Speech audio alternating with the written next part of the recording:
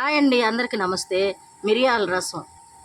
నోరు బాగలేదు, రసం పెడుతున్నా నాన్న. మిరియాల రసం జలుబు చేసి బాగలేదు, అందుకని మిరియాల రసం చేస్తున్నా. నోరు బాగలేదు, నోటికి జ్వరం వచ్చి జలుబు చేసింది అన్నప్పుడు మిరియాల రసం ఎలా పెట్టుకోవాలనో, ఏ విధంగా పెట్టుకుంటే నోటికి రుచిగా తినబుద్ధి అయిద్దో చూడండి.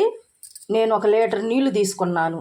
ఇందులో కొంచెమే చింతపండు వేసి, 1 స్పూన్ పసుపు, 2 స్పూన్లు సాల్ట్ రుచికి సరిపడినంత వేసుకొని ముందుగా దీన్ని స్టవ్ మీద పెట్టి కాగనియాలి, బాగా తెరలనియాలి.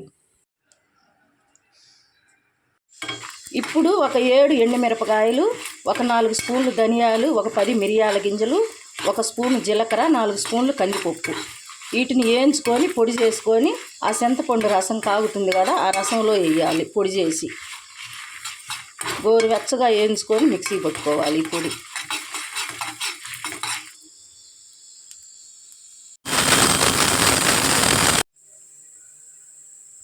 సిన్నుల్లిపాయలు పొడిలో వేసి మిక్సీ వేస్తే పొడి మెత్తగా రాదు, అందుకని నేను సిన్నుల్లిపాయలు ఏరాక పప్పు గుత్తితో దంచి ఆ పొడిలో వేసుకొని ఇప్పుడు కాగే ఆ చింతపండు పులుసులో వేయాలి. అలాగే 1 పెద్ద టమాటా సన్న ముక్కలు కట్ చేసుకోవాలి.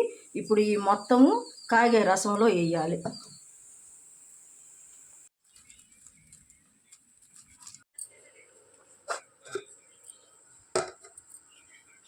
ఇప్పుడు కాగే రసంలో టమాటా ముక్కలు, మిక్సీ పట్టుకున్న పొడి వేసుకొని ఈ కరివేపాకు రెమ్మలు ఈ విధంగా కట్టగట్టి ఈ విధంగా వేసుకోవాలి. ఎందుకంటే ఈ మిరియాల రసం కదా, జ్వరం మళ్ళీ కొంచెం 4 రెబ్బలు ఈ విధంగా దూసేసుకొని ఆ కరివేపాకు తెరులుతూ ఉంటే ఆ రసంలో అసలు ఆ రుచే వేరుగా ఉంటుంది. ఆ జలుబు కానీ దెబ్బకు దిగిపోవాలి. ఇప్పుడు తెల్లనియాలి.